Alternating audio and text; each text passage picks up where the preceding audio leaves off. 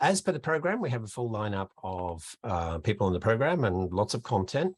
Without further ado, I'll kick off with a bit of a background presentation, very quick kind of slide set, and then turn over to our other speakers.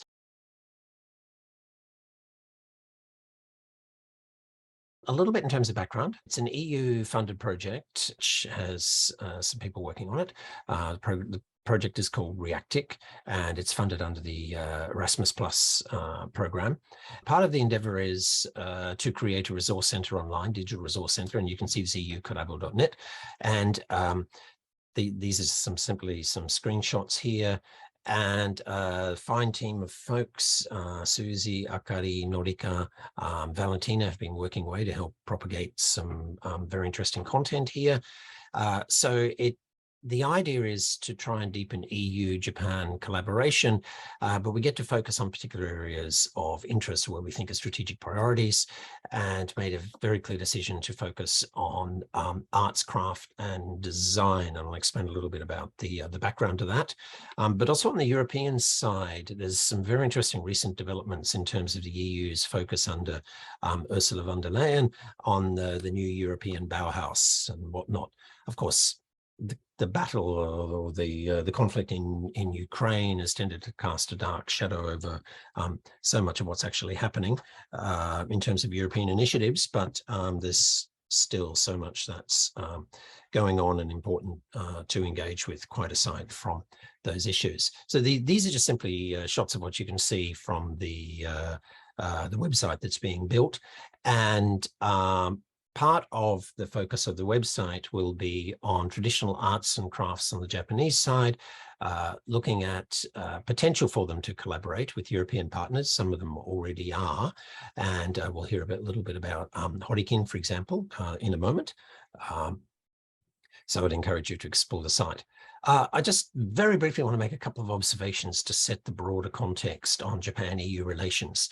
And to note, first of all, that it's easy to overlook now, but Japan was seen as a considerable economic threat to major European economies, particularly the core European economies of, say, Germany and France in the 1970s and the 1980s. And arguably, in fact, the size of the Japanese threat in people's imagination was so large, it was actually a further catalyst to European integration. And if you look at people like the former French President François Mitterrand, for example, very much articulated that you needed a strong Europe to be able to compete with Japan. And then lead up to the Maastricht Treaty in 1992 and whatnot, both in the United States and Japan, there was a real fear that Europe was becoming Fortress Europe, that it was becoming a protectionist entity, and it was in some kind of economic strategic rivalry with somewhere like Japan. These days, the narrative has completely shifted in terms of China and whatnot. Just one little statistic down here. This actually shows the Japanese share of the EU28 trading goods. And the dotted line is Japan's share of imports, and the regular line is exports. The small decline in Japan's share of exports from Europe is not surprising, because that period is co-aligns with the rise of China, which of course is such a huge market. So actually, if there's any conclusion we can draw, that is quite remarkable, actually, still what a large proportion of Japanese of European exports actually come to Japan, despite the growth of other markets. What's absolutely striking, though, is the significant decline as a share of total European imports coming from Japan. So clearly, Japan no longer would be perceived as a strategic threat. Far from it. The EU and Japan now very much look like equal partners. The trade balance, in fact, favors the EU. Values clearly align. The response to Russia's aggression upon Ukraine shows this. Japan has been one of the strongest non-European supporters of a tough stance on Russia. And we can see a really close alignment, therefore, in terms of basic values. Also, we now have, from January 2019, the Economic Partnership Agreement, or FTA, Free Trade Agreement, and the cultural and creative industries are explicitly covered there. I just want to emphasize, though, just simply through a few numbers, there's a big but. That is that the long-standing trade in heavy industry, automobiles, chemicals, heavy manufactured goods and whatnot, the two-way trade has long made Germany the single largest market and source of also imports to Japan. And so Germany and France, with their historical concerns about competition from Japan, somewhat allayed by market opportunities in Japan, but a lot of the organizational structures, the dialogues, the institutional arrangements still patterned by the early fear of Japan and trade friction from the late 1980s. So if we look at the EU-Japan Center for Industrial Cooperation, its membership, its interests, all of the things they explore, there's very little interest in the cultural and creative industries. This just simply captures what we see, of course, the fact that the EU now runs a trade surplus. And if we would just look at some images, for example, of the EU Business Council in Japan, first of all, it's men in suits in their own self-imaging. Even when you look into consumer goods, the only things really they're covering are food and agriculture and liquor. Okay, so the other obviously very large scale, very valuable sectors attract all the attention. So part of the pitch with this project is to just simply say that there's nothing wrong with what they're doing in terms of promoting EU-Japan trade, win-win trade, but that there has been a significant, well, lack of attention given to the potential of the cultural and creative industries. What we do see, of course, though, is that many of those sectors, particularly on the European side, have been really doing it very well themselves. Whether it's the luxe brands that are out of Italy and France, where Japan has long been a very substantial market, whether it's been long-standing boutique Nordic design firms, glassware, a whole range of firms. They have established markets in Japan, and a lot of those collaborations that have made that market access possible have been really using the kind of the private architecture of business distribution arrangements and whatnot. But arguably much more could be done. Organizationally, what is really striking is that the Italians and the Nordics seem to be very significantly underrepresented in the mechanisms of dialogue between Japan and European business. If you go into the European Business Council and you look at their success stories, you can look at it later on, I'll share the slides. There's nothing there that really pertains to the cultural and creative industries. At the same time, there is this really interesting kind of paradox, because there's a really striking symmetry of regard between Japan and Europe in terms of respect for culture. So many surveys show so much strong goodwill. And I argue here, just a little bit of background context, that ever since, even before the Meiji Restoration, Japan's public diplomacy in Europe very actively used the arts and crafts potential, as well as architecture, for in some sense staging the nation of Japan. And there was always a very clear combining of commercial and political objectives, and seeing Japanese cultural product, artisanal product, as potential tools to do that. A simple example, Vienna, 1873. There's a whole bunch of interesting kind of backstories about what got selected and how it was selected, and interesting history with Japanologists. And as an aside, just the summary takeaway is that in a day before research grants and whatnot to do field work, one way that Japanologists often paid for their studies was to have a side business in trading in dento koge, kind of arts and crafts. You can have a look at this yourselves later on. This is actually the map for the layout to see the different kinds of products that were to be sold. And we see very much using Japanese architecture to create an image of the Japanese nation abroad. This is a very famous example. This was at the World Exposition in the Columbian World Fair 1883 in Chicago, not in Europe, where they built a full replica of Byodo-in, the very famous temple from outside Kyoto at Uji. And The original has survived, but that actually burnt down halfway through the exposition, not before Frank Lloyd Wright saw it and was deeply inspired. And then Frank Lloyd Wright, when he first started his architectural firm, didn't have many clients. So he actually covered expenses by trading in ukiyo-e woodblock prints as a side hustle. One of the general observations we can say about Japan's influence abroad is very much in terms of traditional Japanese architecture being embraced by the modernist masters in architecture, particularly out of Germany, even if they weren't necessarily working in Germany. So it's a terrible picture I ripped. Frank Lloyd Wright outside the Imperial Hotel, where some of his students had worked with him.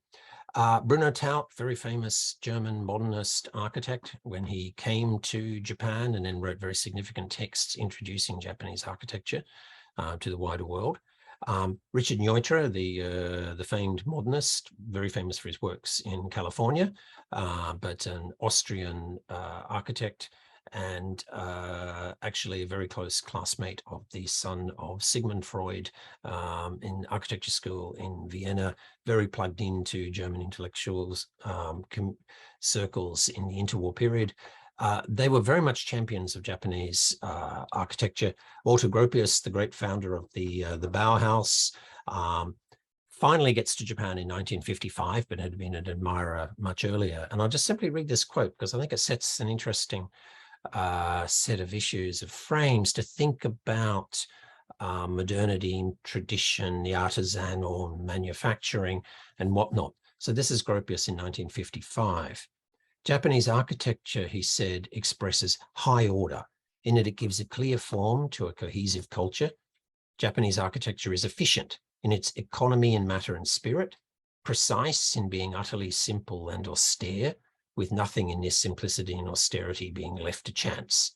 It is, according to Gropius, true to its time in how it represents of a balanced transition between handicraft and industrial methods, and as an extension of that, between individual initiative and voluntary subordination to a common principle.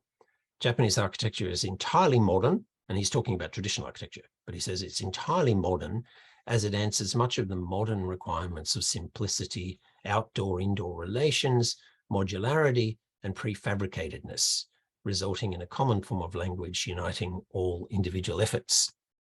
So he saw in traditional Japanese architecture so many of the elements we associate with high modernism, particularly as it's applied to the residential dwelling. And that's been fed back into Japan's own celebration of its modern adaptations of traditional architectural forms in a sense of staging Japanese architecture. So Japan fully embraces modernism, but it was contentious in the late 1930s, partly for political reasons. One of the most interesting cases actually was Japan's Pavilion for the 1937 Expo in Paris, where a very famous modernist architect, Maekawa Kunio, won the competition. His proposal was then rejected because it was too modern. It wasn't in keeping with the Japanese kokutai, Japanese national identity. And then the project was given to the architect who did the National Museum in Kyoto, which is a very heavy, stolid, somewhat bombastic kind of building. There was a huge backlash, and this is 1937, ostensibly when we're sliding into militarism. There was a huge backlash from young architects. And so then the second architect lost the project. And then the third one, Sakakura Junzo, who was close to Maekawa, he was then asked to come up with a compromise design, which is not a compromise design, it's stark modernism, but in such a Japanese fashion.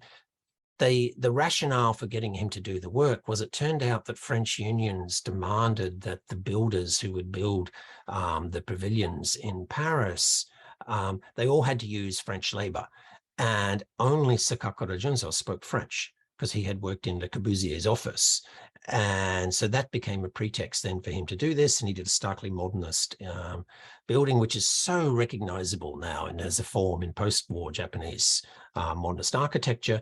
And it won the grand prize for the best pavilion. After World War II, this really helps to cement an association of Japanness with a very distinctive Japanese modernism. Maekawa Kunio gets to another chance. He gets recompense. 1958 Expo, the first one after World War II. He does the Pavilion in Brussels. Oops, gone backwards. Oh, sorry. Going. Okay, and this is the work here.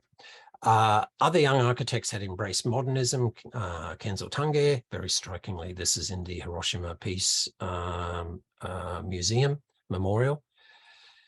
And then subsequently, we see the development of metabolism, which has significant influence abroad. And because of time, I won't speak to it. But Tange has outside influence and goes from having been an interlocutor or an interpreter of modernism, bringing it into Japanese architectural practice at home, to being a significant advocate for a distinctive Japanese modernist sensibility, which then in terms has a very great influence internationally, particularly on the brutalist movement.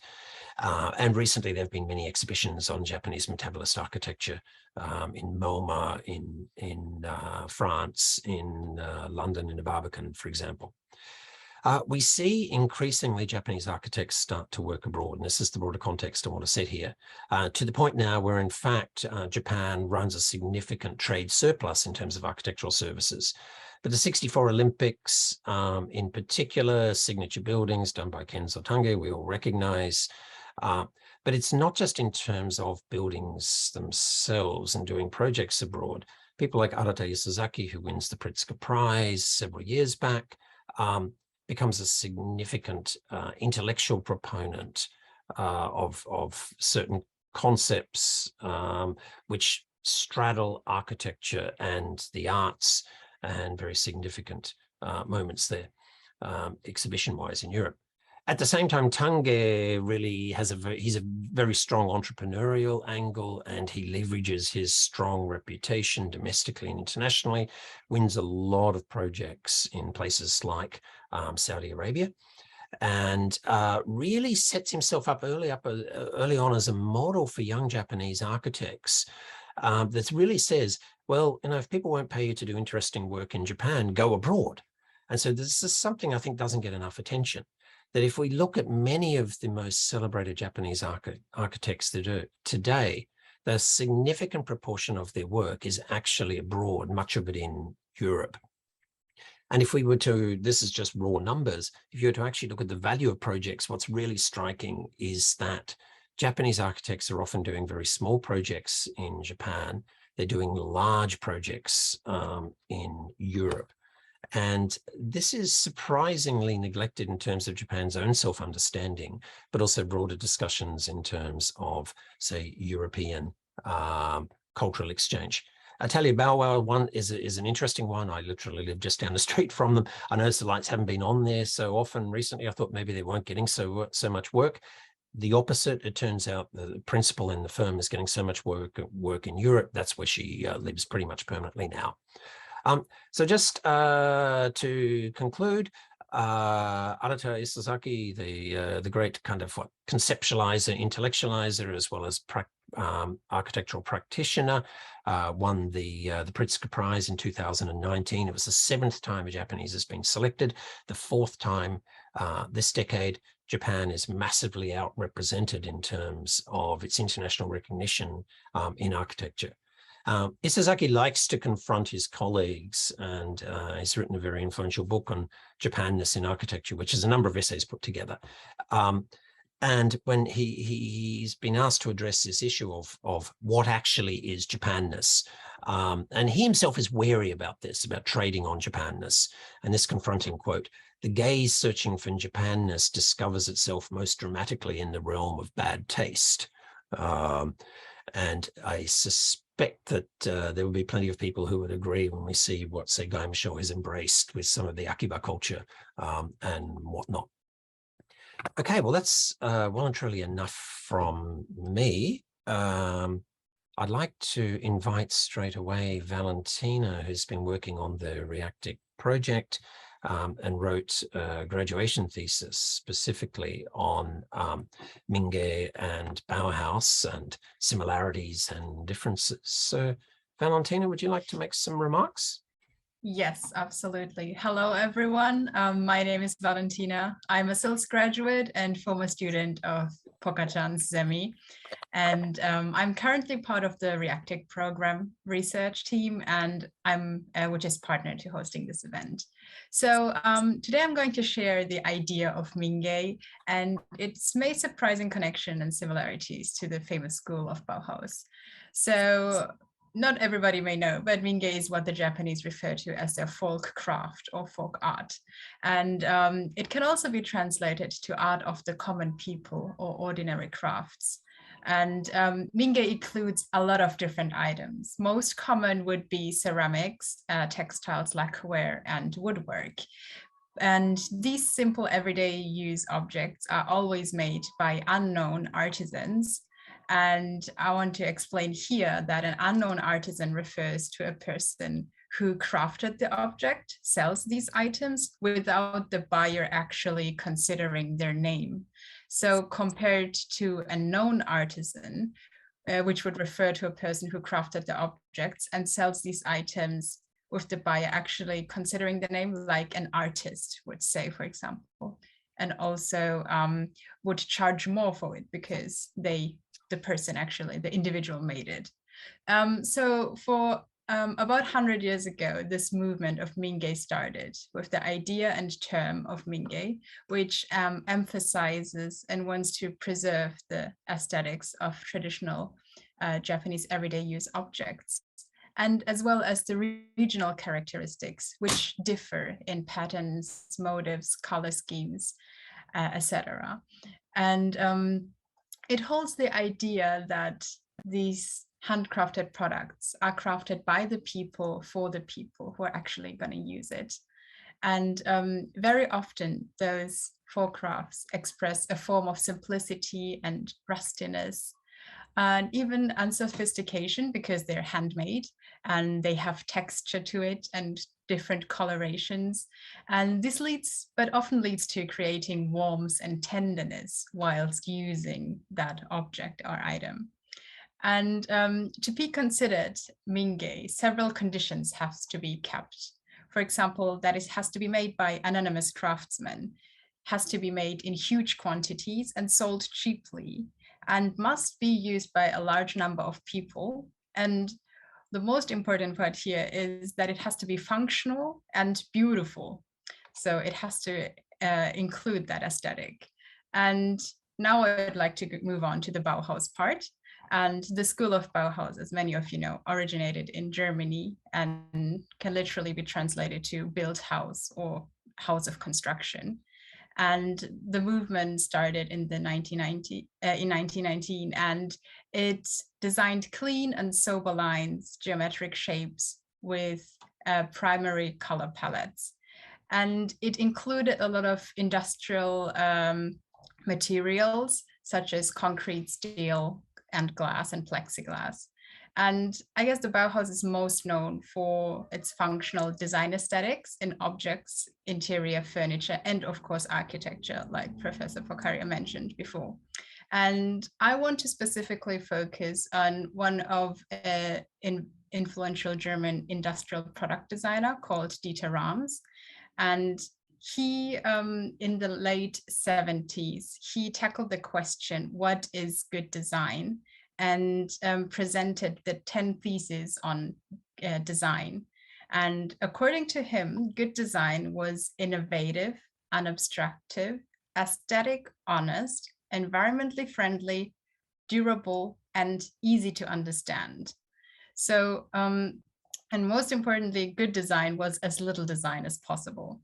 And this philosophy of good design has many aspects overlapping with the characteristics of Minge, which also value efficiency, simplicity, health, and natural design, and functionality. And Minge products, as before, has to fulfill the aspect of the primary function as well as the aesthetic function. And here, good design optimizes the usability and disregards everything that doesn't serve its goal. So compared to art craftsmanship, Minge fits Dieter Rams' idea of durable design, and when the objects avoids to be fashionable. And therefore, it never seems antiquated or out of time, and it contrasts to short-lived fashionable design or trend design. And it lasts for many, many years, even in our today's throwaway society. And the most striking resemblance of design understanding is shown that the product's aesthetic quality is an integral part of its usability. And with devices and objects that we are using every day, they shape our personal environment and influence our self of well-being, which also explains that only what is made well can be actually beautiful. So Minge and Bauhaus design philosophy, compared with Dieter Rams, share values of good design being simplicity, honesty, and timelessness. And one may not always focus on Japanese Minge folk crafts while actually living in Japan, but there is a growing interest overseas over the couple of years. And today you're able to see actual Minge exhibitions in museums around Europe.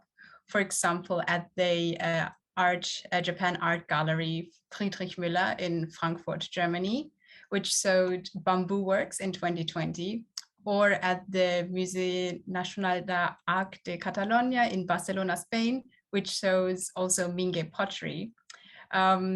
But the most interesting or intriguing exhibit for me was the Galerie Minge in Paris, France. So some people can check it out. And it's a little museum owned by a father and daughter who actually just love Minge and specialize on only Minge artifacts. And they have always changing exhibitions as well. So I hope you enjoyed my presentation, and maybe you will recognize a couple of Minge crafts around yourself as well. Thank you very much. Thank you. Thank you very much, Valentina. And as you said, one of the big issues to keep in mind as we advance is, people often conflate Minge and Dento Koge.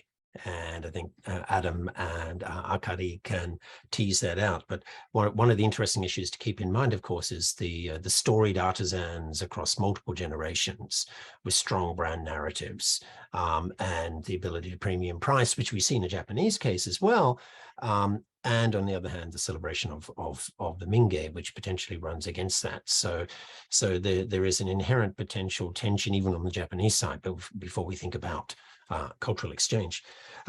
So I'm jumping around because I could imagine there's some really good insights that immediately people like Sven and Jakob could contribute. But let's run with our speakers first, and then we'll bring them in. So Adam, over to yourself. You've a lot of experience in working in terms of place branding, talking with artisans, and literally doing participant observant research, seeing how artisans are working and collaborating in a European context, particularly centered on the Maison Objet exhibition. So over to yourself. Indeed, thank you, Chris. Often I find I need to try to convince some colleagues or other researchers that participant observing doesn't just mean a junket trip to Paris to and if I were to do that, probably January was probably not necessarily the best of time to go. But what I'd like to share with you all today is, and to add, hopefully to be able to add to the conversation, is a little bit of maybe some of my observations and my experiences at visiting some of the exhibitions such as Maison Objet, that is one of the largest kind of interior focused trade shows in Europe and in the world, and why that is that, and why, and perhaps so many different Japanese traditional craft industries, so many different prefectures have been somewhat fixated on this as a destination and a vehicle by which or through which to both modernize the traditional craft, but also to internationalize it. And there's this sense that Chris spoke to in his introductory comments about the over several decades, the decline of craft, despite it having this long history of being used in cultural diplomacy and over centuries, in terms of being the face of Japanese culture, but internally having this drift, this detachment from the everyday lives of the average person. And I won't get into the definition of this kind of koge, dento, traditional craft too much. I'm not sure whether Akari might be touching on that at all. I'm not sure, but the kind of resonates a little bit with what we heard from Valentina about with Minge, in that this koge, this craft, still does require a certain kind of an everyday element to it. Right. But with that, there is this real contradiction, right? That it's not necessarily a low cost product. It's not necessarily a totally functional product. And the idea that that if you were going to have things that are everyday accessible items, that most of us would be reaching for an IKEA product, an IKEA mug or an IKEA flask, to keep our coffee beans or our tea leaves fresh, rather than something that's going to cost you 10, 20, 30,000 yen that doesn't necessarily seem like it's accessible to the average person. But that just to contextualize that's on a kind of a conceptual level that kind of has some issues. Well, if you're defining it as an everyday product, then, but clearly it's not. But then when we take that into international markets, then people might look at these products, say, wow, they look lovely, they look beautiful, but it's expensive, it's too expensive, it's not practical, and hence don't necessarily go through in let's say make the sales that they're would be liking to make. And so, just if I could briefly make the concluding points before I start, just to speed my part of things up here, that there is I think a real tension between this idea of this commercial industry and creating commercial or commercializable products, and these products as art or craft, and where they actually fit in this not divide, but on that spectrum. There's also an issue of the producers are they producers of materials versus finished products, and many who have a high level of craftsmanship relating to the product of materials, or perhaps of very very specific finished goods, might not always lend themselves to new interpretations, to new product design put into a different form.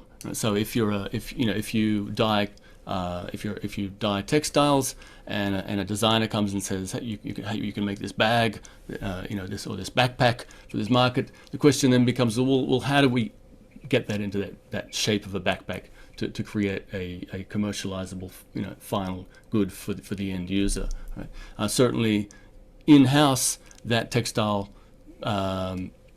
dyer or even the wholesaler in those supply chains is not necessarily going to have those specialized skills in-house, and the question there becomes, well, how do we get it to a level of a finished product that's going to be acceptable at that high price, that premium or quite possibly even luxury level pricing, and if not, then how who are we going to collaborate with in order to get that done? And I think that's some of the real critical issues I think that we have seen across multiple different projects that have tried to, again, collaborate with European designers, that have tried to create new forms of traditional Japanese craft and to make them more accessible to European markets in particular. and of course markets around the world as well. And I think one final point I'd like to make there before showing you some is the question then of, when it comes to these collaborative projects and these collaborative efforts, then what is the measure of performance? What is the measure of success? And I think that is really going to depend on whether there's a short-term, for example, a one-off project or a one-year report that gets done for a local or a regional government office. You know, we saw, here's the photo. We talked to 97 people who we chased down and got them to fill out this form as they were walking past. Or as opposed to, well, did you have any follow-up appointments? Did you actually make any? Did you also so-called business meetings, shodan, in Japanese, or did it translate to any sales in that one time? But then, of course, the longer, more kind of goal or potential metrics of, well, how is there more of in terms of a branding kind of let's say kind of a performance, that actually accrues over time to the particular place or to the and is the does that fit within a short kind of annual reporting period for many municipal, prefectural, or even central national governments who are trying to show that their projects are actually a success. Right.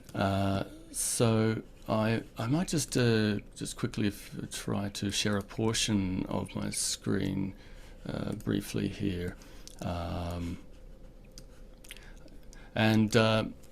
so in terms of, again, this reinterpreting of the Japanese craft, to start with, just to give you an example of someone I know well and wishes he could actually participate today, a fifth generation wagasa maker in Kyoto called Nishibori, Okotaro Nishibori. Who has basically rejuvenated his the house that he had taken over that was about to close. As you can imagine, not many of these umbrellas get sold around the world, let alone in Japan.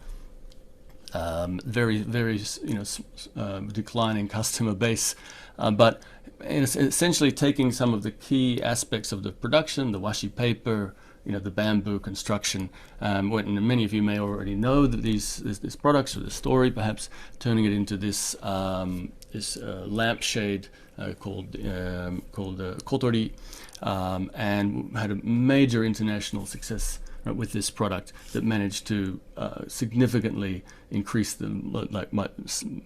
manyfold increase the revenue of the house itself, and not only led to the survival, of course, of that house, but actually then started, in a sense, became sharing this information with different regional governments, regional projects, to try to figure out how this could actually work. And of course, in this case, of course, it was several iterations to get to an actually successful stage. This is not something that we have one short collaboration with a designer and boom, immediately you have a perfect product. But to share, some of these briefly with the different makers in Kyoto that worked with this project, for example, the Urushi or Shiki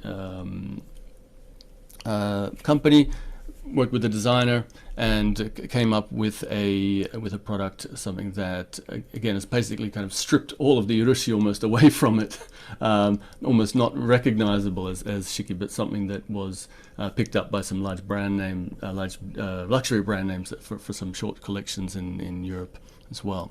Or Kyoyaki ceramics wholesaler who's looking, again, not simply into tablewares but into homewares, into material, moving more into materials and the like.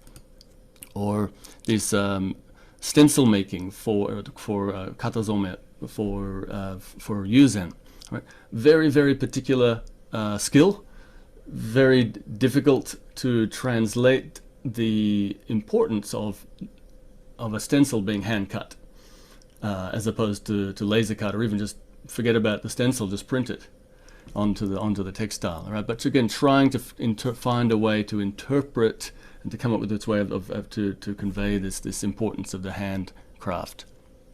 All right, doll makers, for example, coming up with and branding a samurai bag, right, using kind of armor for the modern executive, I suppose, or the like. So again, as you can see with many of these, excuse the bell during exam period here going behind me. But again, trying to find modern interpretations, right, of these crafts. These again through collaborations with French designers, with young French designers, and Japanese artisans in order to do this as a part of this one particular project. All right. So what I'd like to so hopefully you've got a bit of a glimpse of this of some of these different projects and their outputs, the outcomes of it here. But what I'd like to briefly share as well with you is some of the other examples of some different other projects that also so competing for space, but are putting the regional brand out there, and in part using craft to establish that regional brand, but also trying to get the attention of international buyers for interior products. Right, and so I'll just share with you, as on top of Kyoto, which I've already given you some insight on there, some projects from 4 other prefectures in Japan, Gifu, Wakayama, Tokushima, and Kagoshima. And so just as I mentioned just before this, Kyoto contemporary, again starting off with a very clear collaboration with French designers and Kyoto artisans. As you can see a picture here of in maison objet with the stencil cutter Nishibori here kind of demonstrating his craft, always drawing a crowd, but always having difficulty trying to land a sale. All right, so people can say, yes, looks lovely, but there's nothing. It doesn't necessarily generate a sale for a commercialized product, tableware or product and the like.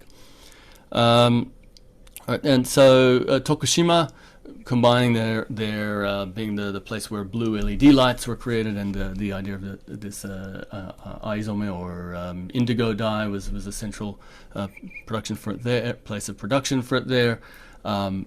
Having one German designer to come up with a range of different products from a few different producers, as you can see, from these kind of oke manufacturers to leather manufacturers, and all trying to add an element of this indigo dye as a unifying theme. Kagoshima is kind of an interesting one here that was, in a sense, quite a I say a throwback, but referencing precisely what Chris was mentioning in the introduction with this, with some of these earlier exhibitions, having a big 150 Kagoshima. Not particularly clear to most buyers walking through Maison Objet what the 150 is all about. But having a range of, again, for sort of different ceramics and different crafts chosen or selected rather than newly created from Kagoshima as what could perhaps be called a kind of a one-off, kind of a fireworks, or kind of it looks beautiful. It costs a lot of money. Everyone goes and then it's over. It's kind of it's not a necessarily. Which kind of does not necessarily work if you're trying to generate actual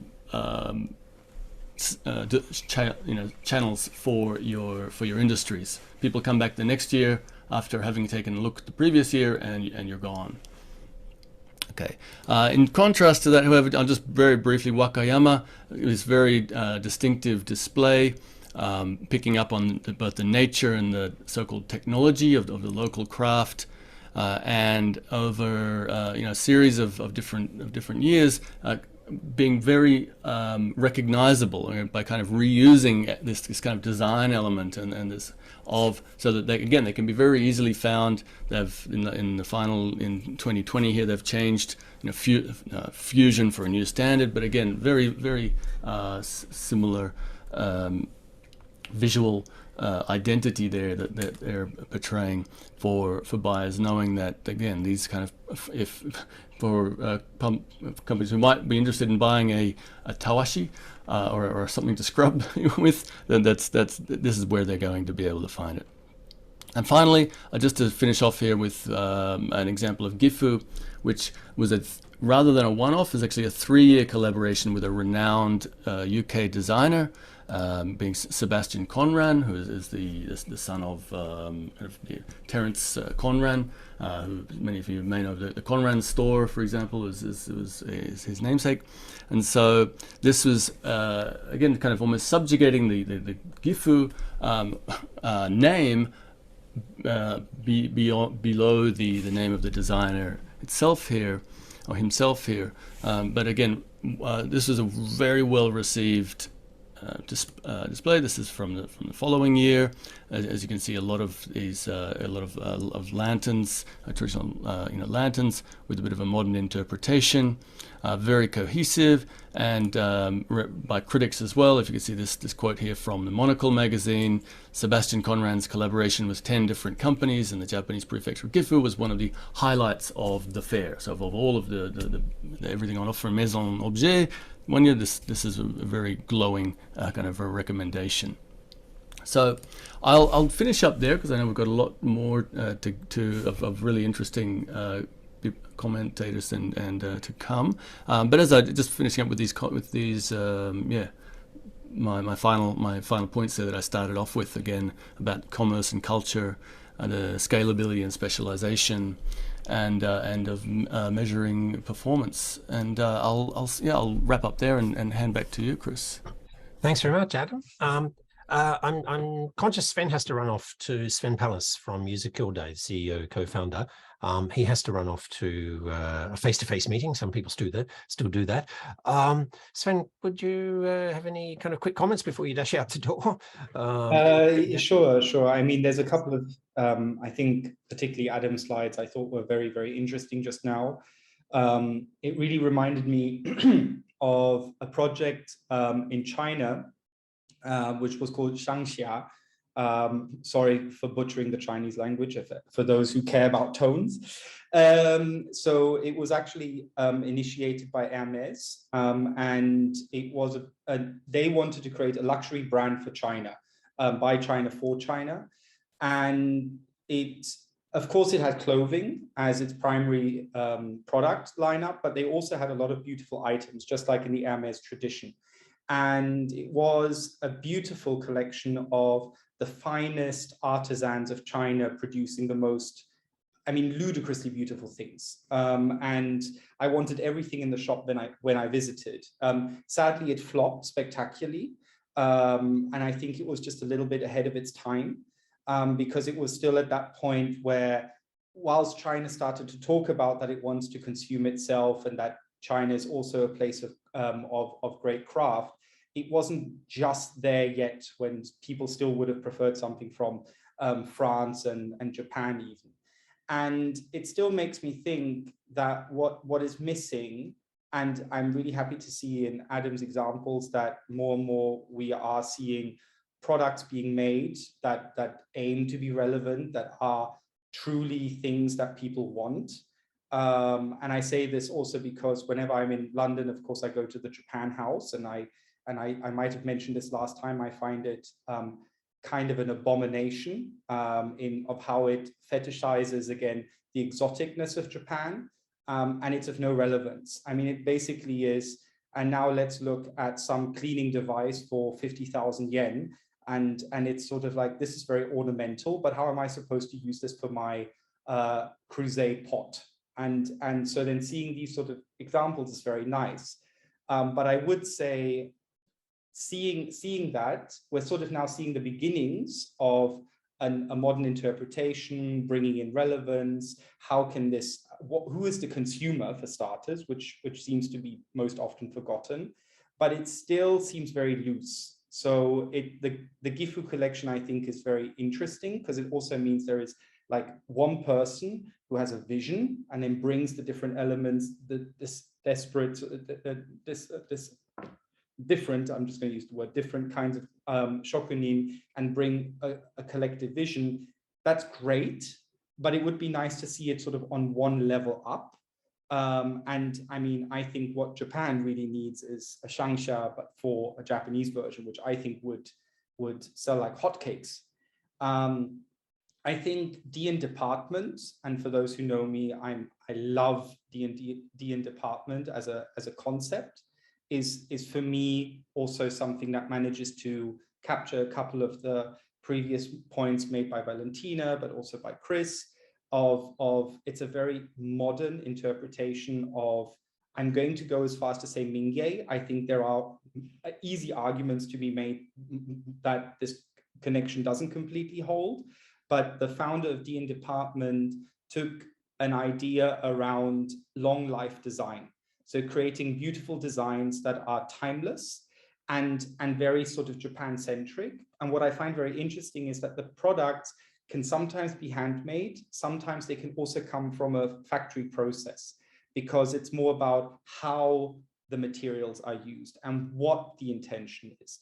And I think D&D department actually does the best job in the whole of Japan to create sort of, to have a vision to collectively bring together very, very different traditions from all across Japan, but with a similar mindset, and bringing it also to a price point, to something that a normal person can enjoy. It doesn't put Japanese design on this aloof pedestal that only the 0.001% of the world can actually own and use. And yeah, and I think if I may continue just the monologue just a little bit longer, because there's one more anecdote. Please, as long as your client who's waiting for you at 6 doesn't mind. I mean, I said past to give it a little bit of leeway. Yeah, but you've got to get well down the street, I believe. So yeah. No, it's fine. But you know how it is in Japan. Nobody's on time. Everyone is always early. And I once actually had somebody calling me 5 minutes before a meeting asking where I am, and I really blew up, but that's another story. No, but one last thing I wanted to sort of share, because I think it's relevant for this whole conversation, is I was at a fair here in Japan, and I was introduced to a glasses maker from Sabai in Fukui Prefecture. And he was very proud to show me these glasses that he made. And they were the lightest frame on the planet. They were 3 grams lighter than the next frame somewhere on the planet. And then I asked him what the price was, and they were 500,000 yen. And I then tried to explain to him the good enough revolution, because the last, to go that last little mile costs so much more. But is it actually worth it? When you put on those glasses, do the 3 grams make the difference? No. So what was the point of that? And so I think that's sort of then the thing that I want everybody to think about is ultimately, what does a consumer want the most? And it's great to have the shokunin, heart to always want to create the best, but it needs to also be brought in together with reality. And maybe I think the French sort of fashion model of having a maison that does its catwalks, and they would do creative and crazy ideas, which they don't sell in the end, and then they would have a lineup. And I think what Adam is showing there is a great example of, do continue doing your old craft, but accept that this isn't going to be the money maker. Yeah, you're doing it as your commitment to tradition, but you have to do something else to actually stay relevant. And that's then the thought I'll leave you with. Profoundly insightful. Akari-san, do you mind waiting a bit? I'd like to bring in Sharon straight away, because Sharon as a publisher, as an actress, and one of the most celebrated actresses in Singapore, as an investor based in Paris, you must have a really good sense about when to go high, when to go low, when to go mass. You know, you've got to bring the crowd with you, but obviously, as I put for the title of your presentation, right, the art of also projecting premium, not lux. I'm making distinctions. So maybe Sarah, some comments from yourself, and then we'll double back to Akari. Okay, thank you. I would like to quickly just add on to what Sven said about the 3 grams. Okay, that 3 grams is exactly what will appeal to the French. Okay, they don't care about price. When you price your object at such a premium, it comes across.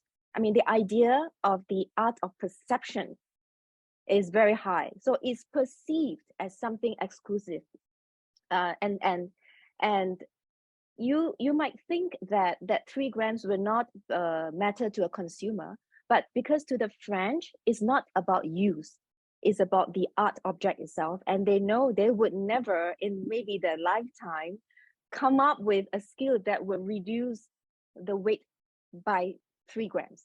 So that's why, you know, there's this burgeoning love affair, continuous burgeoning love affair between France and Japan, precisely because France is very attracted to the idea of exclusivity.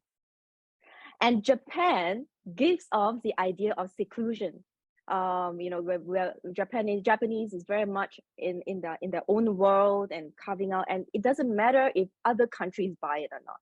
So this is precisely that attraction, that fatal attraction, I would say.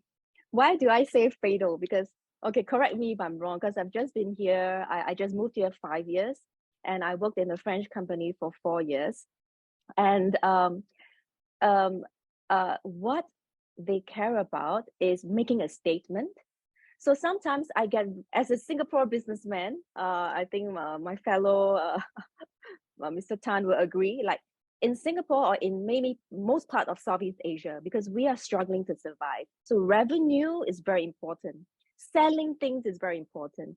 Sales is very important, like what Adam said, you know. Your appeal can be high, but if your sales is low, it really doesn't work for our future.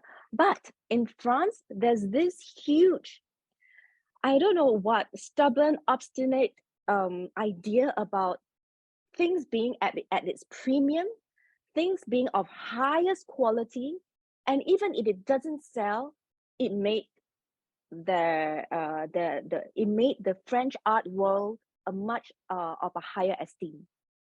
So I would give you a very good example of actually, because I see so many young audience in this chat room, I would like to give you a very good example you would all resonate with. You know, Louis Vuitton. Okay.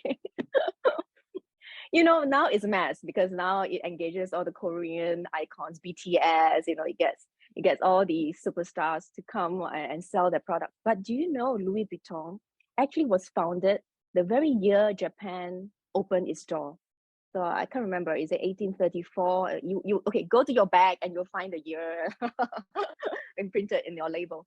But so they started this brand when Japan opened its door. So you can imagine the amount of influence the Japanese culture came.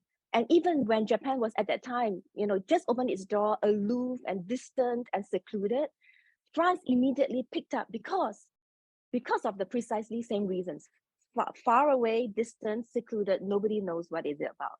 So if you look at your bag, the logo of the 4 foil leaves, that is actually, if you look at it, it's from the Japanese monk, the crest of each family, each samurai establishment. So if you look at it, it is exactly that logo, but it's, I mean, of course, it's inspired. So, and you know, the very first piece that Louis Vuitton himself came up with, it was a collection that nobody bought. So if you come to Paris, to the Musée, to our Louis Vuitton Fondation, you will see that same piece because nobody bought, because precisely it was priced at an exorbitant, unavailable price. It was actually a trunk, and when you open it, you can't put your things in it. When you open it, it's actually a 29 tea set. So they expect you to travel with exorbitant, very highly space rocketing price, but you travel because you drink tea. And it doesn't matter that it never made it. It got sold, and none of the revenue depended on that trunk. To Mr. Louis Vuitton himself, it was a statement of the century that he made. And he must have done something right. I don't know, because until today, people are still crazy over this brand. So this is something I would like to really highlight, because when I found out about it, it was quite amusing to me as a consumer, because I come from a country where you need to get your sales high, your reputation high. You need to at the end of the day make money. But from what I found out in France, is the end of the day, art and the fleeting world of the poetry is what appealed to them. And that's why this whole Japanophile relationship between France and Japan is really very strong even until today. Thank you. Dominic, a very quick comment from you as these days as a private equity guy. How do you feel about people favoring art over the bottom line? I mean, it's kind of interesting because there's two lenses to look at it. And I think Sven sort of touched on this a little bit, but there is the sort of high-end side of the market, and then there's sort of the mass market. And you can still achieve high art and deliver on the bottom line. But I would say that's most effective at the top end of the market. So just the example of the glasses is a good one.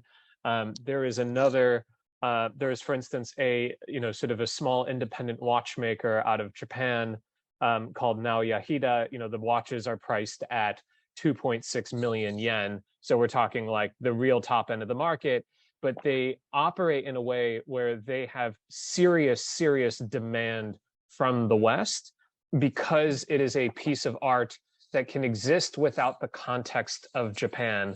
And I think both at the mass market level and at the high end level, the most successful commercial products are the ones that retain the strengths of what makes the craftsmanship of Japan so unique, but that it doesn't need to exist specifically within the context of Japanese culture.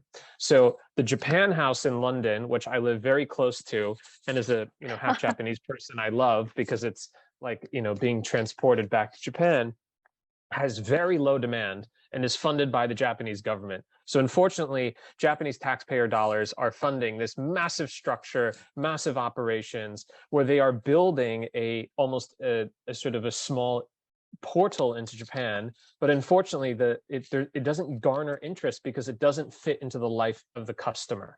And the most successful companies I worked on, Uniqlo's launch in New York, for instance, the most successful companies are able to integrate into the local context of the culture, but still retain what makes it special. So with Uniqlo, we were able to tell the story around the fabrics and around the design, but it was entirely with the lens of how it helps accelerate the New Yorker, not the Japanese person.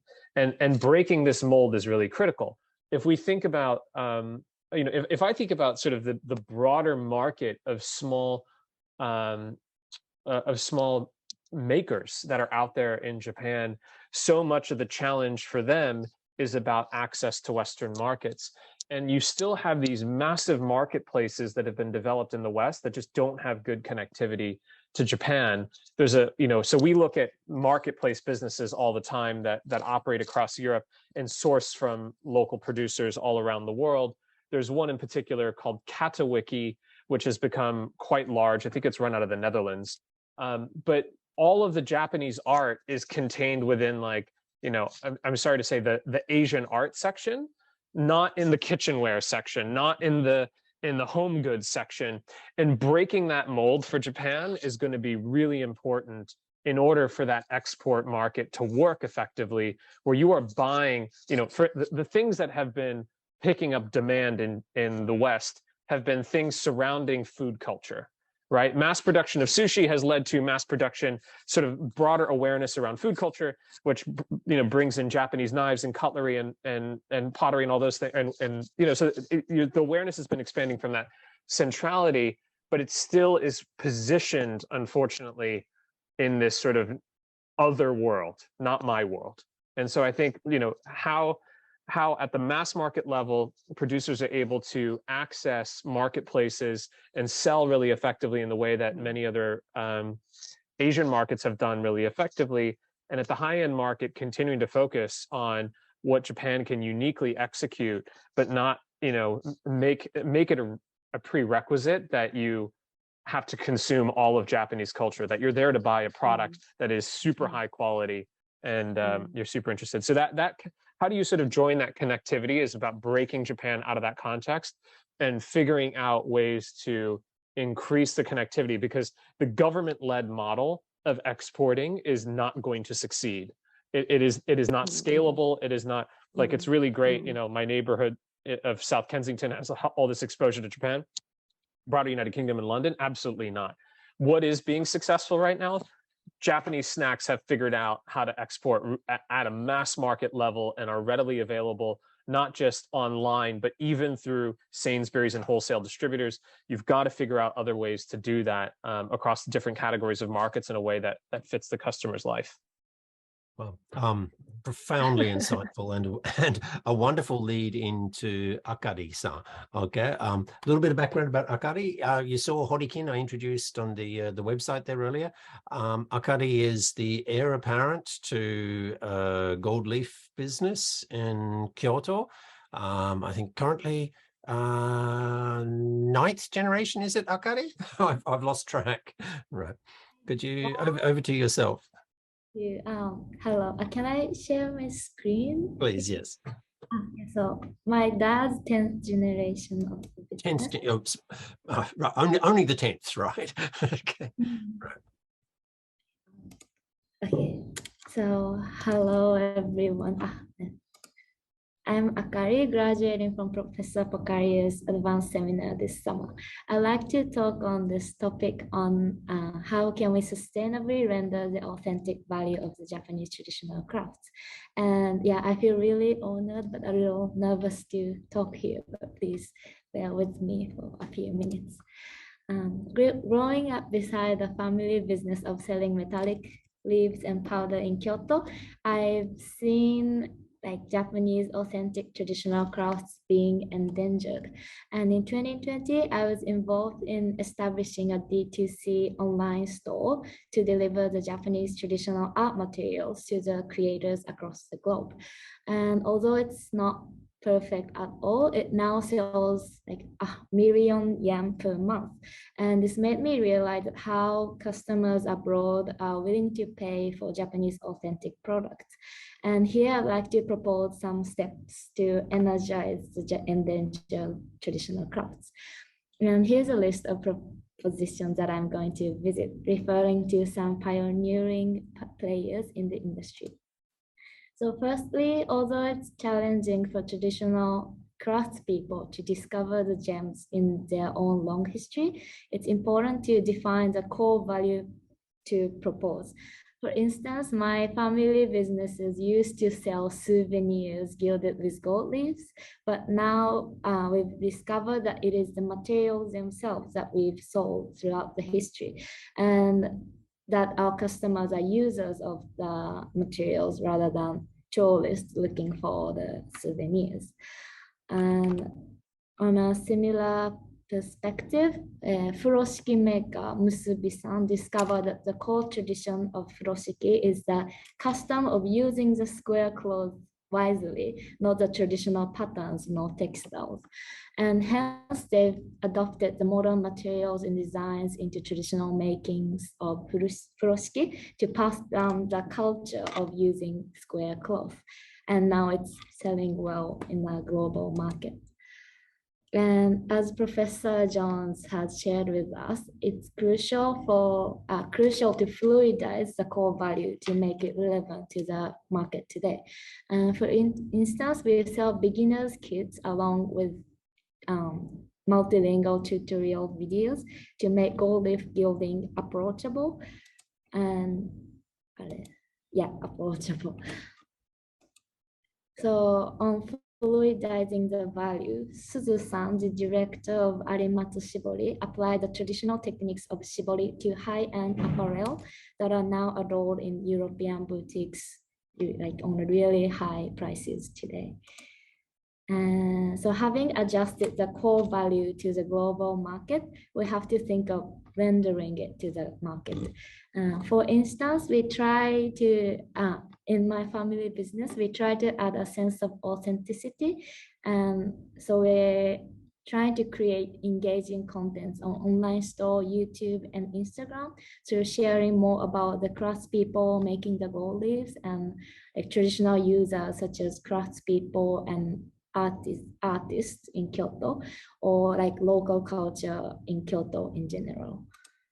So Seikado, the artisan of teen craftwork, launched a DTC online store as early as 2005, and there the sophisticated photographs communicate how the works fit into contemporary life, and at the same time, well-designed UI really guides the customers with a seamless purchasing experience.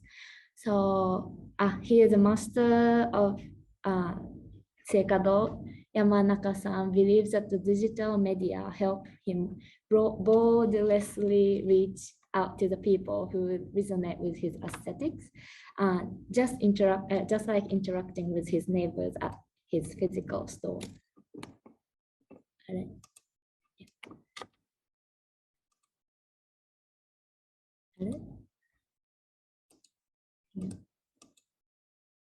I don't think it's working. Is it playing? No, unfortunately not. It might be the bad Waseda network. I'll retry it now. With the screen share, you need to pick the optimize for video. There's two little things to tick on the screen share. Video. Okay. Akari's just in the last couple of weeks interviewed several folks and just taken these very one-line kind of comments from several key sources for the research project.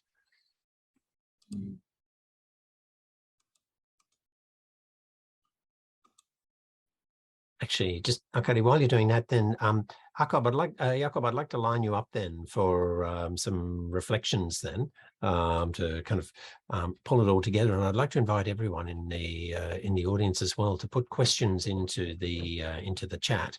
We can continue. We can interact there. So yes, Akari-san.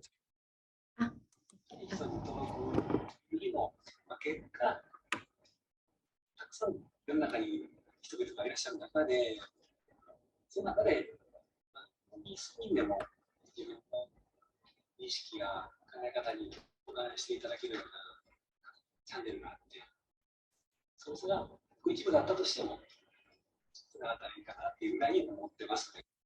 So he's not really relying on the digital market, but he's taking it as like one of the expression, like part of the expression to his work, but he cherishes the digital communication.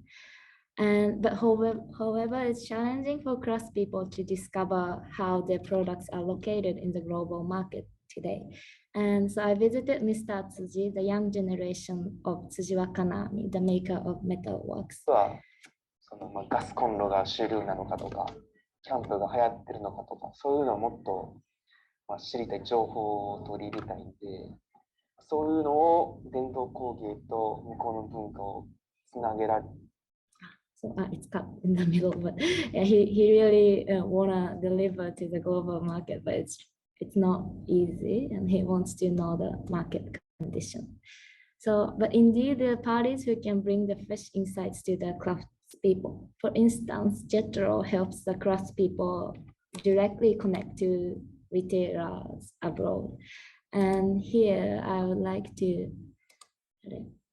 mention Whole Lab Kyoto, the group of students at Kyoto University of the Arts, and they developed the product in close collaboration with craftspeople in Kyoto. But in order to explore how Kyoto can be seen, they also work with art students abroad. And here Miss Mizobe, who was part of the project, talks how the different perspectives inspires them. 一緒に活動することで、結構自分たちが日常ではなんていうんだろう、もう当たり前になっていることで疑問に思わないことでも海外の学生はなんでみたいな、なんでそんなに時間をかけるのとか、これは何とかすごい細かいところまで見ていって謎に思っていて、で職人さんだったり自分たちもそこで改めてこれって確かにそうだなとか。So like new insight really make them realize the true value of their tradition. So lastly, POJ Studio, a retailer selling designing global market, retailer selling authentic traditional crafts to the market, highlights the importance of constant and continuous storytelling on digital world rather than being one shot, like Professor Jones mentioned. So here's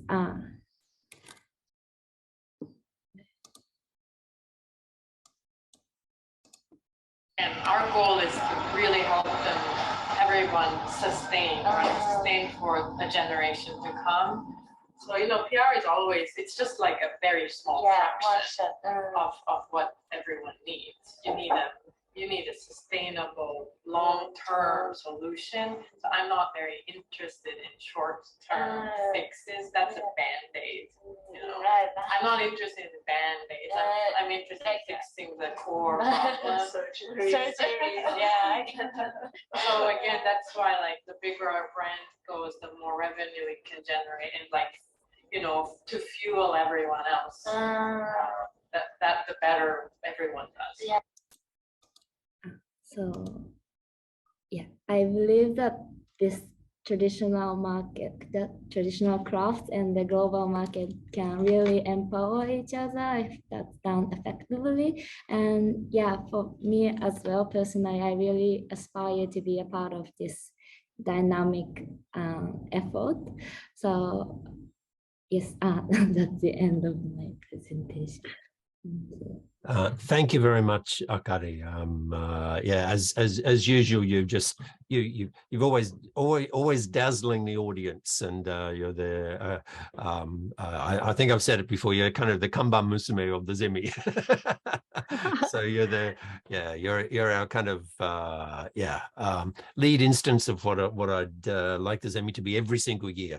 You know, that we can work conceptually at a high quality and really engage with practical applications. So I'd like to go to Jakob for some kind of summative reflections, and then maybe concluding then thoughts as well from Sharon and Dominic joining us from the other side of the earth. So Jakob. Cheers, thank you, Chris, and thank you for all the great participants. I really enjoyed it. I think there's some great insights. Yeah, I've got a few ideas or a few thoughts I had along the way that I noted. They're a little bit here and there, so bear with me. But first thing that really resonated with me was that what Sven notion to the thing in Hermes in China, and he said it was ahead of its time. And I think being ahead of its time, or perhaps more importantly, being part of or being at the right time, I think is hugely important. And specifically with regards to Japanese design in Europe, or specifically in Denmark, where, as Dominic also mentioned, that there's so much Japanese design, so much Japanese food, and there's so much Japanese anime the past 15, 20 years, that it seems like there's such a fertile ground, there's such an understanding about Japan, or there's so much soft power, in lack of a better term, that there should be so many good opportunities to export. And to have a nice consumer base in Denmark or in Europe, but there still seems to be all these obstacles, as Adam also mentioned. And I think the idea that Dominic mentioned was very spot on. The idea of having it sort of decoupled from its orientalized idea or sort of exclusive idea of what Japan is. And especially that resonated with me in the context of the curation.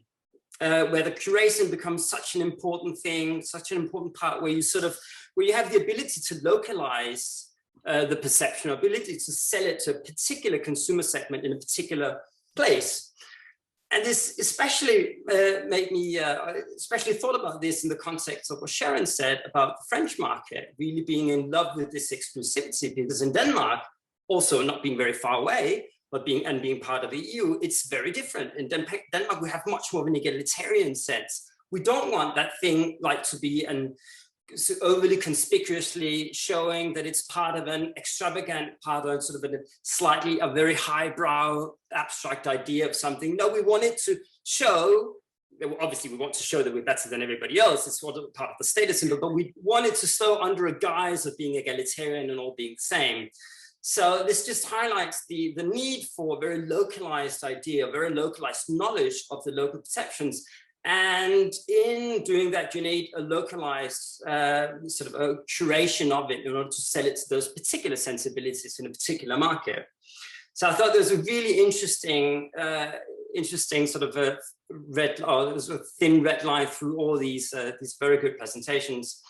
Another thing that struck me was, based on Adam's presentation, was also the idea of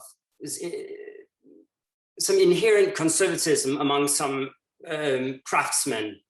And I think it goes to show also, like, what is the self-perception of them, or the sort of the self-identity of them. So Adam, he talked a little bit about the measures of success.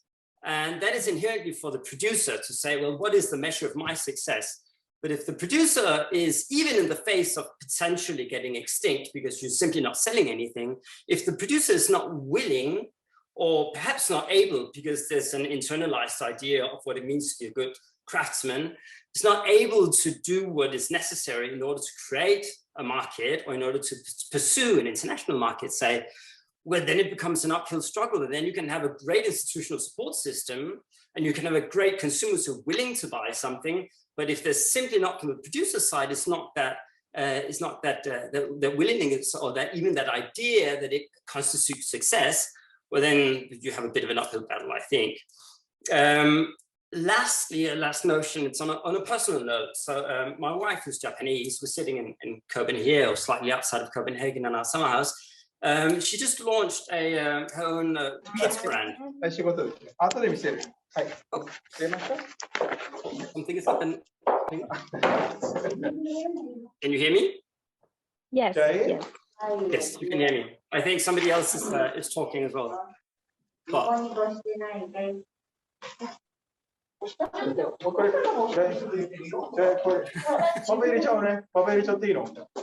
I will keep talking if you can hear me, and then we will be. Someone is unmuted, and it's been so long this has happened to me. I don't even know where the unmute is. Oh, hang on. Here we go. Yep, done. Okay, cheers.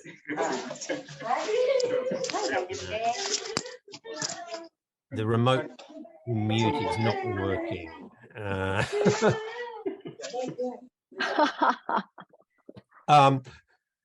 I feel bad. The mute wasn't working, but the function to put the person in the waiting room was. So I've chucked them out. Okay. Anyway. Well, just a couple of more points, and then I'm done with my monologue here.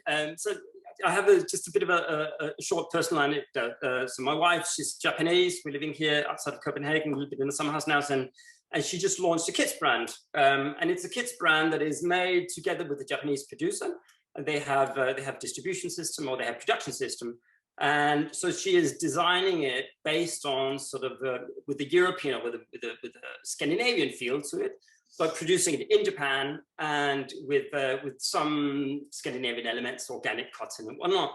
And it was meant to be, say, like, it's completely through Instagram, and they're trying to sell it to the whole wide world, but they've run into these very low practical constraints of simply, as a small design company, as a small brand, they simply cannot sell it abroad, because it's very, very expensive to get these particular agreements with UPS and FedEx and whatnot. So it's simply not viable for them at this particular stage to internationalize the sales.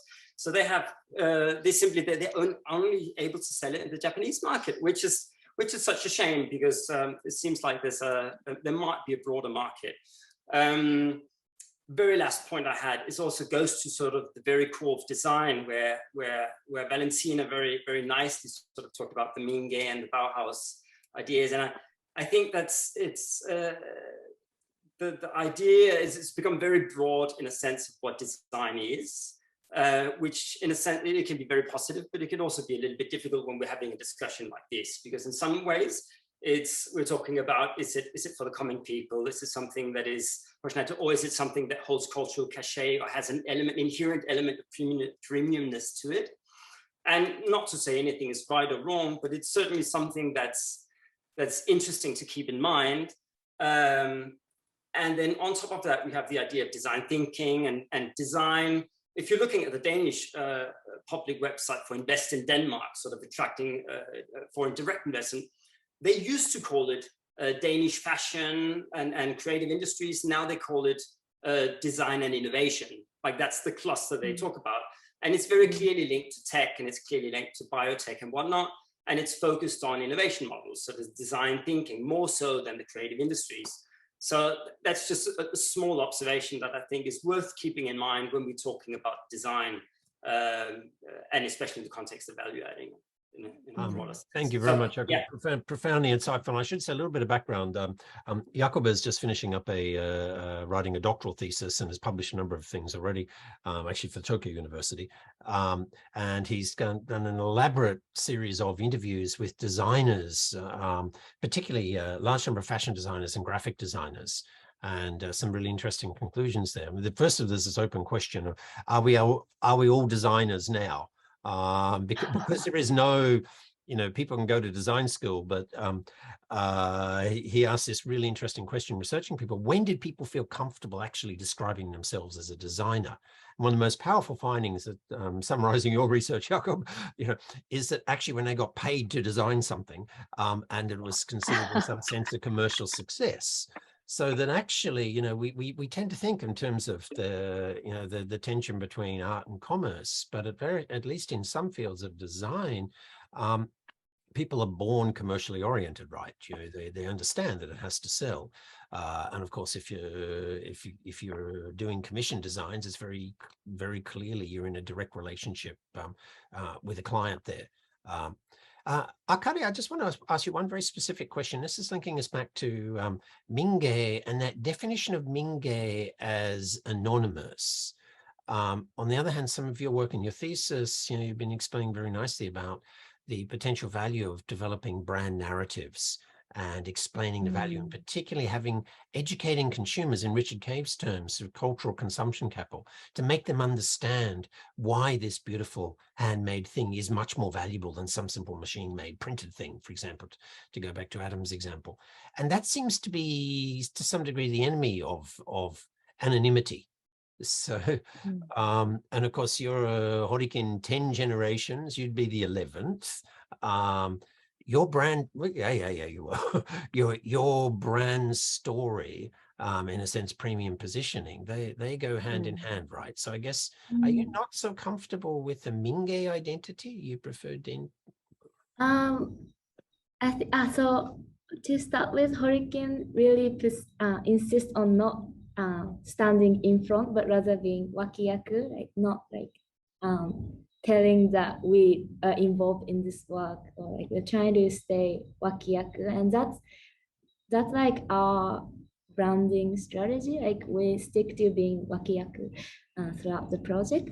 How do you translate that into English? It's like what behind the scenes. It's it is like the way the perfume industry works in France, very much, isn't it? That perfumers have to stand back and be somewhat anonymous.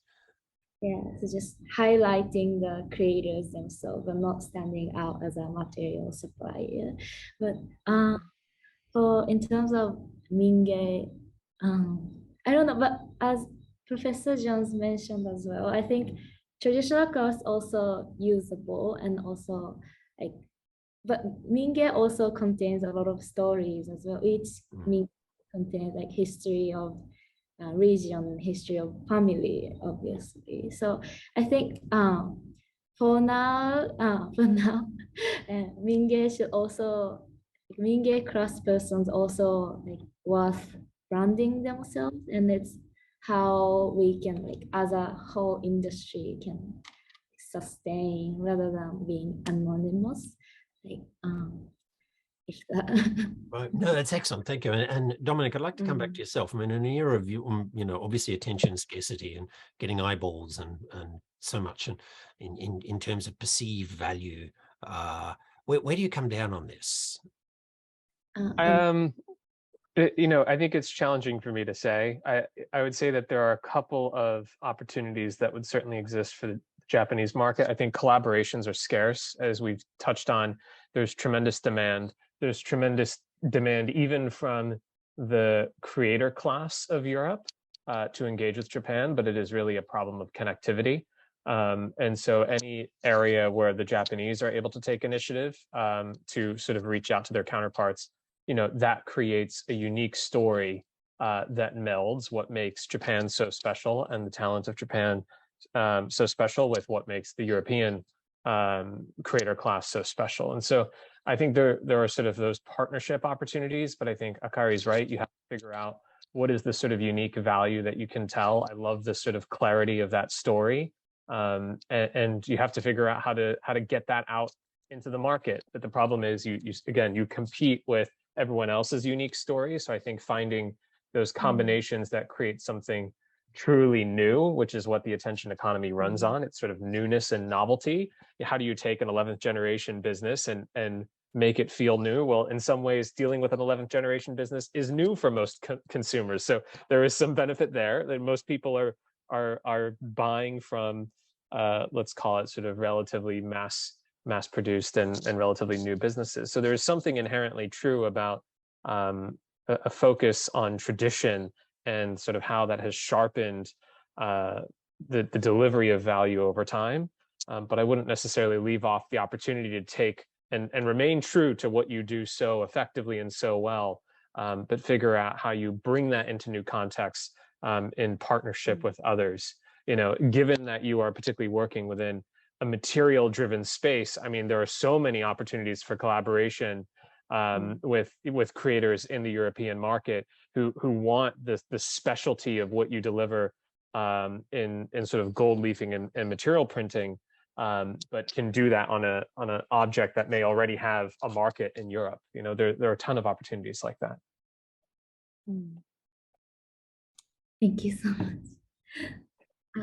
I think, Professor, you're muted. It's 2022 and you're still muted. Yeah, you muted yourself. Fat fingers. I thought I'd unmuted and lent on my touchpad.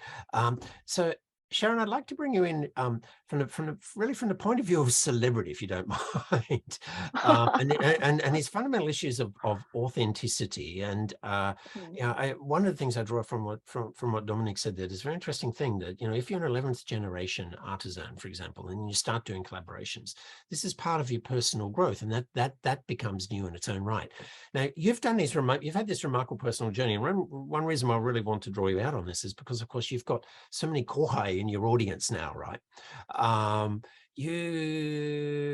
think everyone knows your family story. You had quite a struggle in your childhood, and then you achieved this remarkable success as an actress, and then you took time out and you came to Waseda and then went to France for 4 years.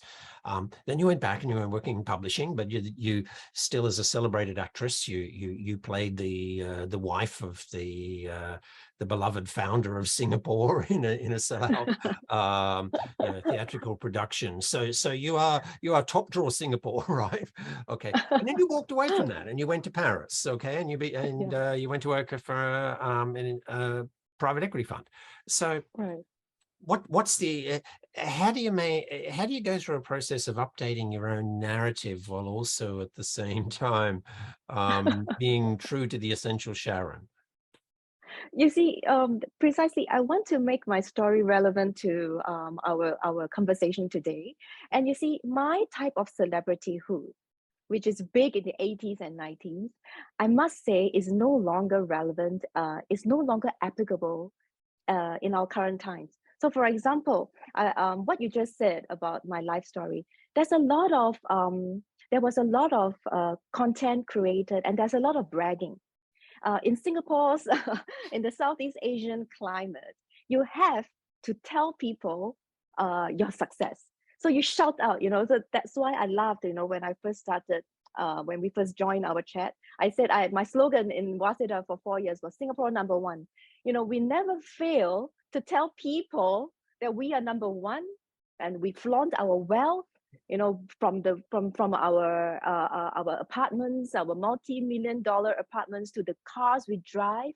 We don ourselves in branded luxury goods from head to toe. It's as if we are afraid. You don't know how rich and well-to-do we are. Like, okay, so this I learned is a really horrible thing to do and promote.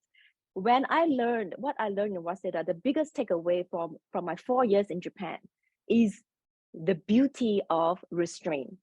So when you talk about Akari and her brand building business, you notice she stressed and emphasized that they are behind the scenes. They highlight their product, their artisan, but who they are, what they are. I mean, and Akari will never be standing in the front line shouting that, oh, I built, or my grandfather, my ancestors built this business. And that is the beauty and the art of restraint and humility that I feel that has made Japan such a long-lasting success throughout the entire period of mankind.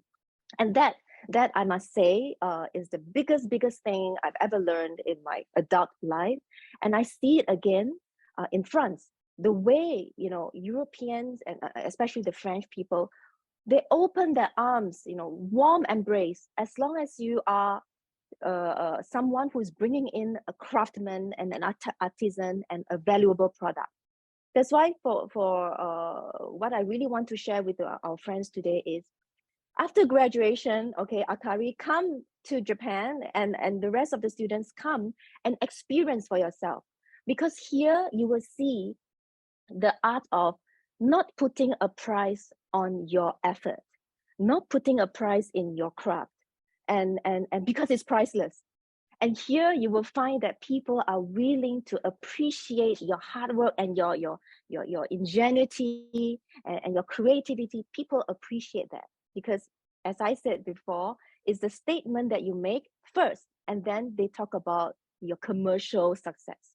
Commercial success actually is very frowned upon in Japan, in France. Okay, for example, in Singapore, in Japan, if you see restaurants with long queues and very bustling, it is a sign of like, wow, you made it, you have arrived, right?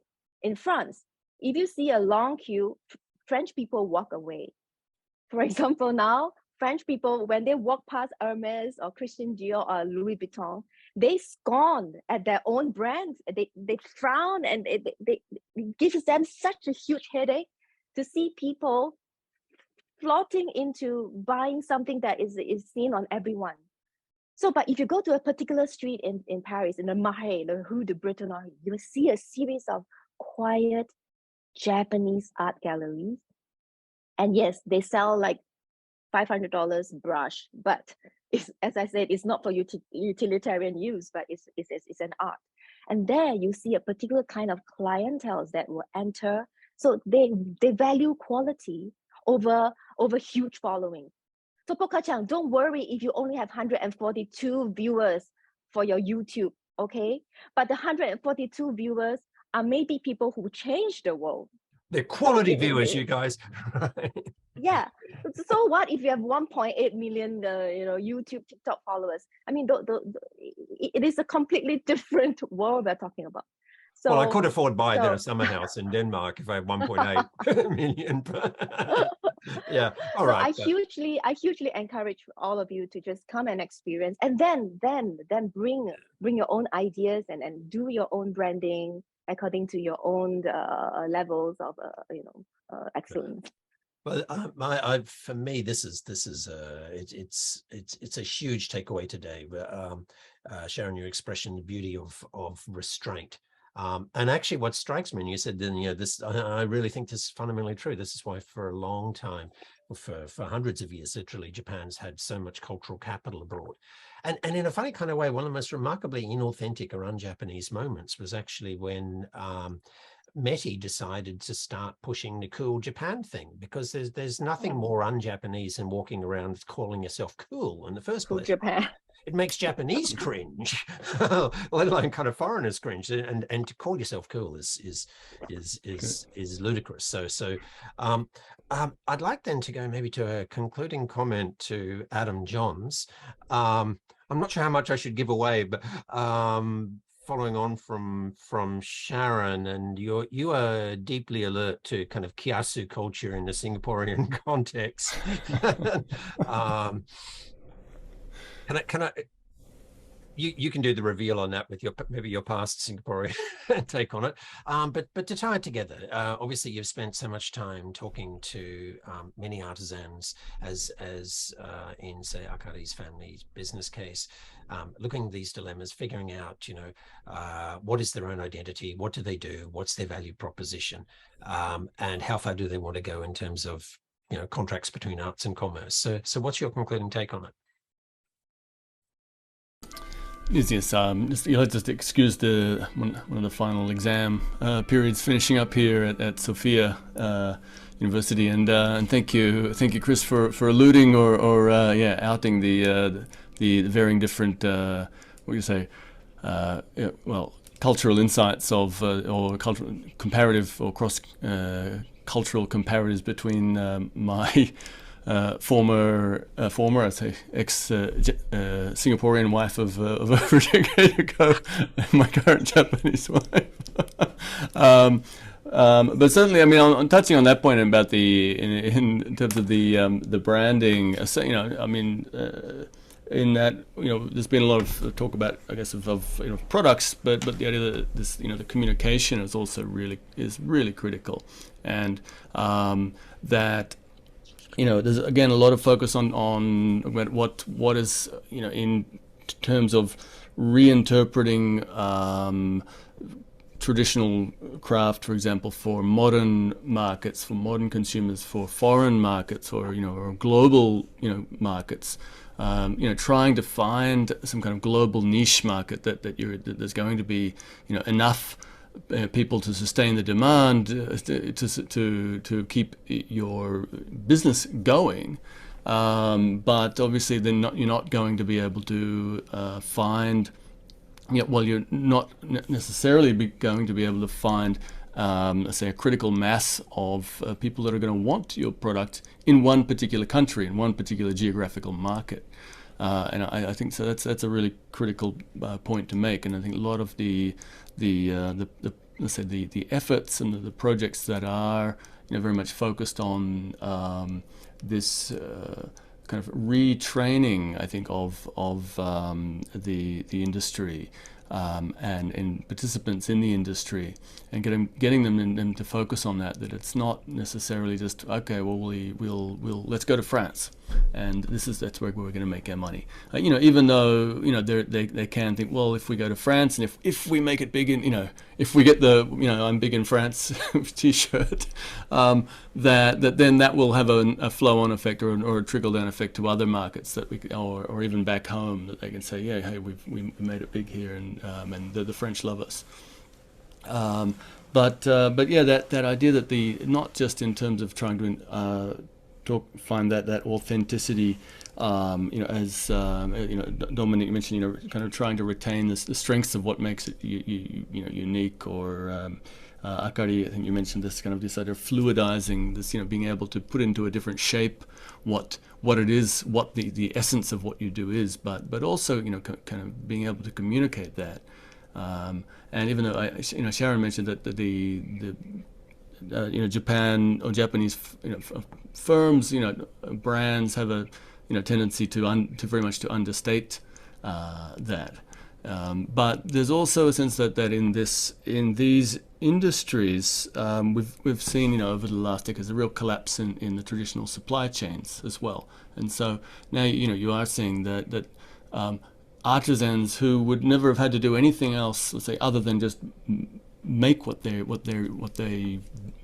there to make, are now having to think, well, our a string of wholesalers is going out of business, or I'm not, or they're not giving me the money to be able to sustain my business. Kids telling their children, I don't want you to take on my business. Take on another. Go and get a job in finance or something, because there's no money in an art that their father, in the case of Nishimura-san that I introduced earlier, that their fathers trained them, but they tell their kids to go and get other jobs because they know they can't sustain it. Then you've got to really kind of have to incentivize. Well, I think you have to find that that agency, to try and make connections, or to try to find, again, we're talking about the importance of, or the demand for collaboration. That how does a sole artisan or a small SME find those people that are willing to collaborate with them? And I think that's I think in terms of a supply and demand issue, is a really critical step, and I think somewhere where there is a real need for those kind of interlocutors, or people that can actually step in to fill that void of being able to not necessarily come up with their own brands, but to introduce brands to a range of high-end craft providers. Right, and indeed, Adam, I'd say that was my pitch to you earlier, right? That we've got this eucollabor.net, and you can see the site there. I mean, that's really what we hope to do, but maybe there is a kind of a public goods attribute here to some degree, that if we can have lots of students working in projects, for example, and helping to build and maintain these kind of sites, and becomes a resource then for hopefully people to find and potentially collaborate. So okay, I'm super conscious of time, but also was next semester teaching a course on enterprise and governance, and the start and finishing point there is that used to be the old corporate governance course, but it's morphed, and so I think I'll go to Dominic to close out, because starting and ending point is ultimately the money. Okay. In the end, the last word rests with those who get to finance the enterprise, and depending how patient or impatient they are. What's your sense on it as a private equity guy these days? You want markets that have, you want to invest in spaces that have underlying growth to them, right? And so, because then a company that performs okay is still going to grow and is still going to return your dollars. As private equity investors, we invest over a 5 to 10 year horizon. So it's not about short-term investing. It's about how do you partner with a business to really drive their long-term ambitions. And as I said, sort of thinking about where demand for, or where consumer awareness and understanding and appreciation for Japanese culture and craft is developing, which just as a consumer observation, not like a particularly academically informed one, surrounds food culture and everything that sort of nests around it. There's a lot of opportunity to think about businesses, whether they be marketplaces, intermediaries, or the craftsmen on the ground themselves, or people that connect them. I mean, a simple example of marketplaces like in the United Kingdom that we've looked at, for instance, are all these like super small little auction houses that are run in like Cheshire, England, like nowhere, England, right? And they're like kind of really traditionally run businesses. Someone built a platform to connect all of them on top. So you have these tiny auction houses who are sourcing sort of like goods from the immediate area, and then they've built an online platform on top. So that way that little auction house still runs really locally, but then they have all of a sudden this massive access to demand on top of it. It's called the Sale Room. You should check it out. And I think similar types of models are possible in this space, but connectivity is the biggest challenge for Japan. It is the bridge that it's the gap that has always existed, for the many hundreds of years in which Europe and Japan have been trying to engage with one another. And what's so special around this group, this community that we're speaking to, is you have the opportunity to build those connections. There is a consumer market out there that is hyper interested. There are phenomenal creators and makers in the Japanese market with exceptional talent like Akari's family, and figuring out, new ways to sort of bridge that divide is an enormous opportunity. And any investor, I think, would get really excited by seeing sort of, a turn from consumer demand away from mass market developed products into ones that have story, authenticity, and a human touch. That is also riding the wave of increased Japanese appreciation and awareness. There's a lot there as an investor to get excited about. That's a great point. And then just a final follow-up question to that is, when you're looking at particular businesses and whatnot, and this goes back to what Adam said before, the broader kind of ecology of inputs, we're seeing unprecedented inflation just now in the last 6 months, of course, because all of these assumptions about necessary inputs, your basic supply chain, the ecology of inputs would be available. Does Japan have sufficiently large numbers of human resources, for example? We sit in Kokusai, Gakubu, and SILS, and we think, we've got this endless supply of people who want to do really interesting things and connect people with the rest of the world and whatnot. Dominic, what's your sense? Does Japan really have a critical mass of people, whether it's, of course, in IT, whether it's in terms of communication skills, entrepreneurship, to be able to do this at scale? I'm sure there's enough people to do it in particular instances, but Japan as a whole, are you optimistic?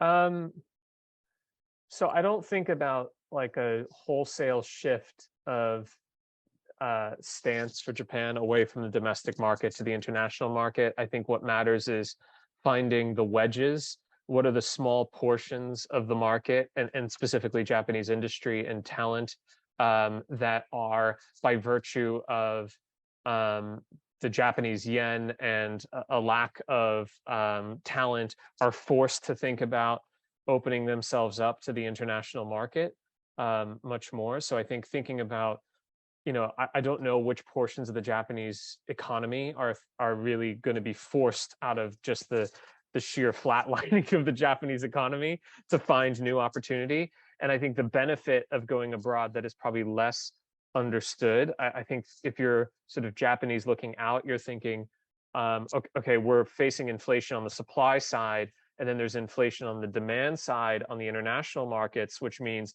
it's going to be really challenging to export.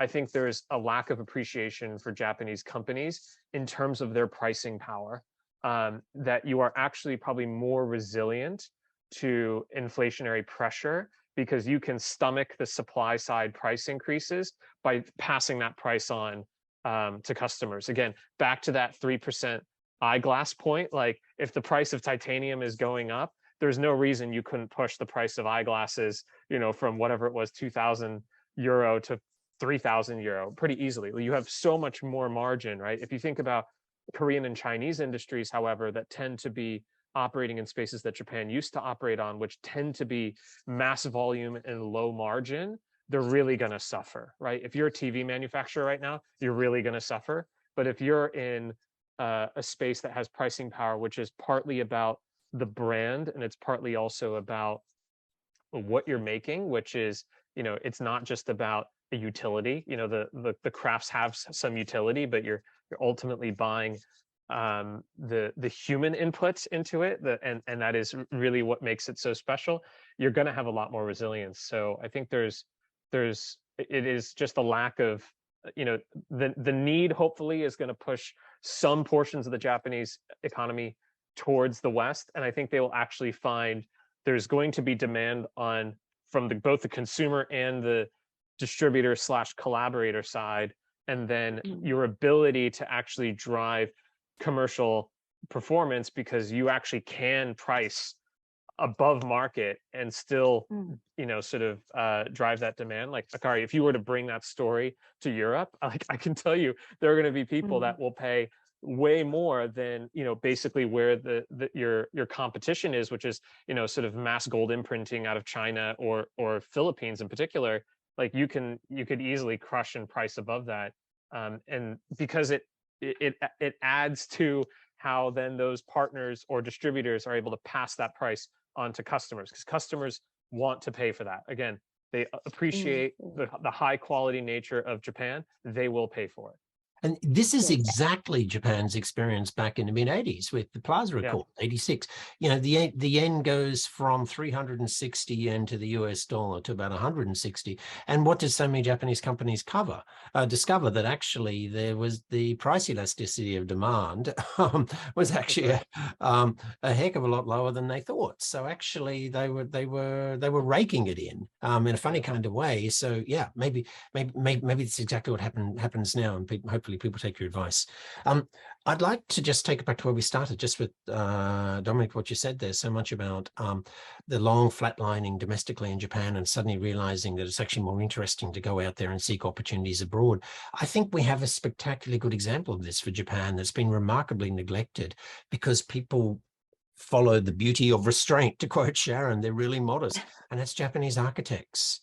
You know, hardly any Japanese have noticed that actually over the last 30 to 40 years, major Japanese firms now, the bulk of their most interesting work is abroad. And why? Yeah, you get to do more interesting projects. Please. Yeah, may I just add on that, because you talk about architecture. So many people flock to Paris now our top two places of interest that people flock to is not the Louvre, is not the Notre Dame. Now is the Bouze de la Commerce. We spent 5 years renovating. It used to be our bank, our financial institution, but now it's been transformed into a museum that houses the famous Pinot collection, right? Everybody flocked there. Do you know the architect is Takao Ando? Takao Ando is Japanese. So you know, it is you know, the power of restraint. Nobody the Ando Foundation doesn't shout it out. You go there and you notice that, oh my God, it's such a magnificent transformation. It didn't look like that before. And the other one, the second top most visited place, is actually a shopping mall that has been again refurbished, renovated. It's the La Samaritaine. I'm sure you've all heard. People flock there, you know, even superstars book the whole mall just to shoot a music video. And that is designed by 2 Japanese architects. I can't draw right? that. Yeah, exactly. And the most amazing thing is we have this new project coming out. It's called Reinventing Paris, the whole of Paris. And there was a competition, a worldwide competition for architects to come and design this building that is called the 1,000 Trees. Basically, to cut the long story short, the winner is a Japanese architect. So you will see in the next 10 years that Paris will be transformed, and it will be in the sole hands of one Japanese man and his company. So this is something I'm so glad you mentioned that. There's a big lump about that in the draft here of the report. Yes, 1,000 trees to reinvent Paris. Thank you. And I'm just going to then say, just following on that, and the striking thing is, particularly with Sonar and these other Japanese firms, is they discovered once they're winning this work and they needed to build abroad, that there was large numbers of talented foreigners who would very happily work for Japanese architectural firms. So if you go down to the Sonar's office here in Tokyo, for example, or Andel's studio or whatever, more than half of the staff are foreigners. And they are very comfortably working with multinational, multicultural teams, multiple languages. They've simply made that transition quietly, and they've made it work without any of the grand kind of agonizing about, no one's declaring like Rakuten that they've suddenly decided to make their common language English. They just kind of got on with it and actually did it, and they're absolutely flourishing. Okay, so the beauty of restraint. I want to thank everyone. Originally, this was scheduled to finish at 6 o'clock, but the conversation has been so great. I've let it run on, and thank you so much for your generosity.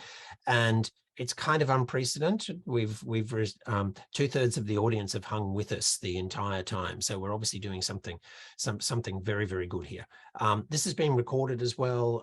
If anyone wants themselves cut out, let me know. But if not, it will be available as a link.